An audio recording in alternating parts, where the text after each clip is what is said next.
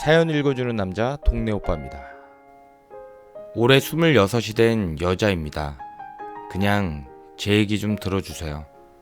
인생 선배님들이 많은 곳이라 이곳에 쓰는데 들어만 주셔도 욕을 먹던 손가락질을 당하던 힘이 날 것 같습니다. 글을 잘 쓰는 편이 아니라 많이 길고 힘드시겠지만 그래도 끝까지 들어주시는 분이 계시다면 그걸로도 감사하겠습니다. 제목처럼 전 몸 팔던 여자입니다. 4살 때 고아원에 맡겨진 이후로 늘 누가 무슨 말을 해도 삐딱삐딱 그렇게 굴다가 결국 중학교 때 소위 말하는 노는 집단에 끼어 술 먹고 담배 피고 껄렁하게 다니는 걸 자랑으로 여기다 가출을 했습니다. 고아원을 나온 거죠. 다시 들어갈 수는 없었습니다. 고아원은 내 집이 아니거든요. 중학생을 평범한 일자리에 써줄 곳도 없고 단 한 군데도 없었습니다. 그러다 우연히 노래방 도우미 일을 하게 됐고 갈 곳 없는 절 먹여주고 재워주던 실장이란 사람과 제대로 된 친구 하나 없던 제게 아는 건 가명뿐인데도 몇 년 알던 친구처럼 대해주던 언니들 사이에서 힘든 줄 모르고 일했습니다. 그렇게 일하면서 번 돈으로 같이 가출해서 일하던 친구들과 월세 내며 밥도 제대로 안 먹고 다녔지만 그게 자유인 줄 알고 망나니처럼 지냈죠. 제 인생은 점점 구렁텅이로 빠져가는 거였는데 하지만 보호자가 있는 걔네들과 없는 나는 같은 짓을 해도 같은 실수를 해도 하늘과 땅 차이더라고요. 그렇게 방황해도 돌아갈 곳이 있던 그 아이들은 짧게는 한 달, 길면 6개월 안엔 자이로든 부모님께 잡혀서든 모두 있어야 할 곳으로 돌아갔어요. 그리고 학교에는 저 혼자 일한 마냥 소문이 나 있어 저는 학교로도 갈 수 없었죠. 사람이란 게, 친구란 게 이런 건가 좀 어린 나이에 알아서 가슴 아팠지만 지금은 그때 그 아이들이라도 일찍 빠져나갈 수 있었던 걸 다행이라 생각합니다. 가난하던 내가 돈 쓰는 법 모르는 건 당연했고 명품 따윈 생각도 안 해봤고 그냥 차곡차곡 통장에 돈 모여가는 거 보는 맛에 일하면서 다녔습니다. 쉬는 날엔 그냥 PC방에 있고요. 그러다 18살 노래방 도우미를 계속하던 제게 손님으로 왔던 4살 연상의 한 사람과 처음엔 장난반으로 사귀게 됐고 동거를 하게 됐습니다. 한 번도 남자친구라는 거 몰랐고 사랑받아 본 적 없던 전 그 사람에게 미친 듯이 빠져들었고 집착 아닌 집착, 그걸 사랑이라 믿는 그땐 너무 어렸죠. 세상엔 노래방 도우미로 만난 여자를 진심을 다해 사랑해줄 사람이 없다는 걸 몰랐습니다.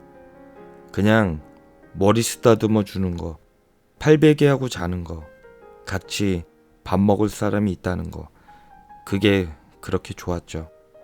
일이라곤 게임에서 아이템이며 캐릭터 파는 게 전부였던 남자. 제가 벌어온 돈으로 밥이며 옷이며 담배며 깸방비며 다 되던 그런 남자였지만 그 사람을 놓치면 저는 아무것도 없으니까 정신 나간 애처럼 그렇게 살았습니다. 그러던 어느 날 그 사람이 그러더라고요. 노래방 도우미 수입으로는 우리가 같이 살 수는 없다. 나 집에 들어가야겠다. 저는 정말 미칠 것 같았고 그걸 이미 알고 있었을 그 남잔 새로운 일자리를 소개시켜 주더라고요. 처음엔 애인 대행이었습니다. 모 사이트에서 그 남자가 낚아준 남자를 제가 만나러 가는 시기였죠. 처음 몸을 돈에 팔던 날 아무리 노래방 도우미의 룸에 웃음 팔던 저였지만 속이 다 뒤집히고 심지어 손님 앞에서 펑펑 울었습니다. 내 자신이 너무 더러워서. 그날은 밥도 못 먹었던 것 같아요. 그래도 그 사람 떠날까봐 그렇게 모든 걸 다 주고 내 마음을 다해 사랑했었습니다. 처음 한 번이 어렵지 아예 업소에 나가기 시작했고 20살 때 그 남자아이를 임신하게 되었어요. 그땐 하늘도 무심하다 생각했습니다. 업소 일을 하면서 2중 3중 피임을 냈거든요. 먹는 피임약도 먹고 남성용 피임기구도 함께 이용하고. 그런데 몸이 너무 안 좋아서 일을 안 나간 한 달 정도 피임약 끄는 그 한 달, 우리 아이가 생긴 겁니다. 몸 파는 앤데 그게 내 애인 줄 어떻게 아느냐. 당연히 나올 줄 알고 각오했던 말이었지만 참 마음 아프더군요. 지우라고 온갖 협박에 폭력에 힘들었지만 난 이 아이를 지켜야 했어요. 전 엄마잖아요. 엄마는 자식을 버리면 안 되잖아요. 아픈 속 부여잡고 문드러지는 가슴으로 그렇게 그 남자를 보냈습니다. 이기적인 거 알아요. 자식 낳을 입장도 자격도 없는 거 알아요. 전 보통 여자가 아니란 거 잘 압니다. 그래도 지울 순 없었어요. 차마 내 돈 주고 내 아이를 지우는 짓은 할 수가 없어서 산부인과에서 몇 번을 돌아섰습니다. 잘못인 줄 알지만 할 줄 아는 게 그런 더러운 짓이라 3개월 동안은 계속 일을 했습니다. 정말 악착같이 몸이 아파 부서질 것 같은데도 입덧 때문에 8kg가 넘게 살이 빠져도 그냥 돈밖에 모르는 애처럼 단 하루도 쉰 적이 없네요. 지켜야 할 게 생겼으니까. 어차피 세상에 아무도 없고 이미 더러워진 난 이렇게 살아도 내 새끼는 나처럼 사람이 견뎌야 할 모든 욕을 견디며 살게 하고 싶진 않았습니다. 임신 초기에는 관계 조심해야 된다는 말 알고 있었지만 그때의 전 정말 할 줄 아는 게 없었어요. 물론 전부 자기 합리화하고 내 죄책감 덜자고 하는 말이니 욕하셔도 달게 먹겠습니다. 처음 겪어보는 일, 인터넷 하나하나 찾아가며 육아 카페도 가입해가며 받아야 한다는 산정검사도 꼬박꼬박 받았고요. 병원도 잘 다녔습니다. 첫 아이라 그런지 배가 5개월이 돼도 부르지 않아 다행이다 생각했어요. 철없이. 일을 더 오래 할 수 있으니까요. 그래도 아이 낳기 전에 내 집이라 부를 곳은 마련하고 싶었습니다. 뭔가 시작할 미천 정도는 만들어 놓고 싶어서요. 그 전에 차곡차곡 모았던 돈들과 돈에 미쳐 벌었던 돈들, 작은 돈은 아니었지만 서울에 내 집 마련은 어림도 없었고요. 그냥 작은 전셋집 하나 얻었습니다. 직업이 없으니 대출을 낄 수도 없었고 그냥 현금 박치기였죠. 배가 점점 티나게 부르면서 아예 일을 할 수가 없었고 사람과의 대화는 일절 없이 말 상대라고는 뱃속의 딸아이가 다였죠. 그렇게 지내다 보니 내 딸에겐 너무 미안해지더라고요. 어쩔 수 없었단다. 100번을 말해봐도 어쩔 수 없는 게 아니었죠. 혹시나 행여나 내 딸이 커서 이 일을 알게 된다면 그때도 날 엄마라 불러줄까. 지금 내가 이 아이를 지우지 않으려 부린 고집이 오히려 그 아이를 죽고 싶게 하진 않을까. 그렇게 넋놓고 몇 날 며칠을 울다 보니 평생 비밀로 붙일 땐 붙이더라도 떳떳한 척은 하는 엄마가 되고 싶어서 검정고시를 준비했습니다.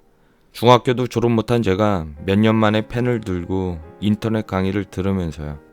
그때까진 먹지도 돌아다니지도 않던 제가 억지로라도 혼자지만 더 거하게 차려 먹었고 산책도 1시간씩 하면서요.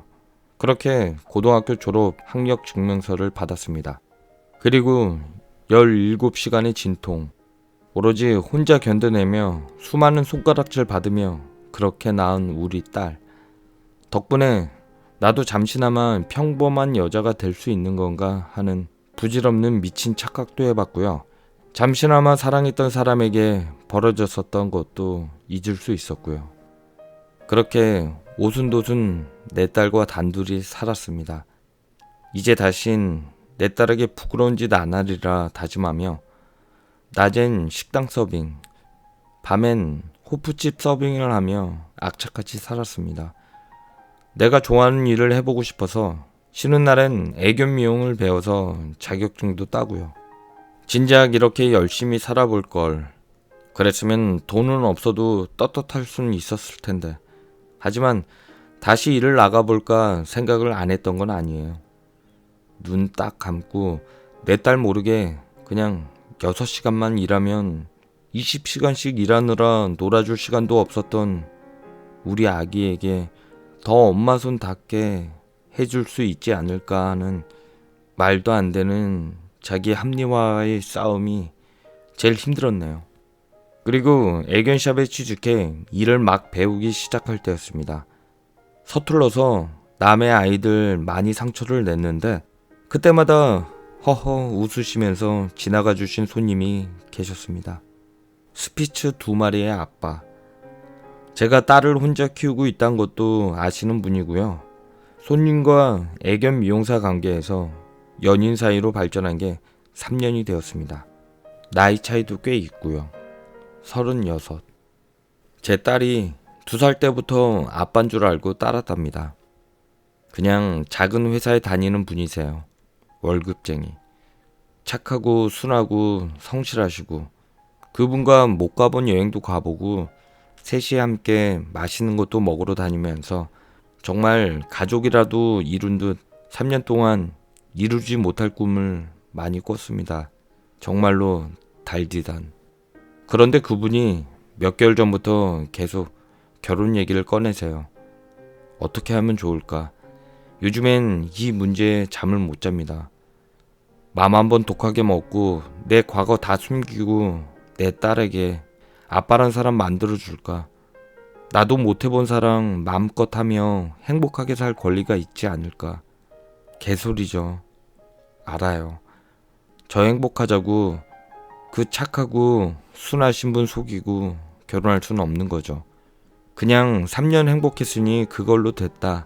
맘 정리하고 내 딸 하나 보고 사는 게 맞는 거겠죠. 근데 자꾸 욕심이 생겨요. 어떡하죠?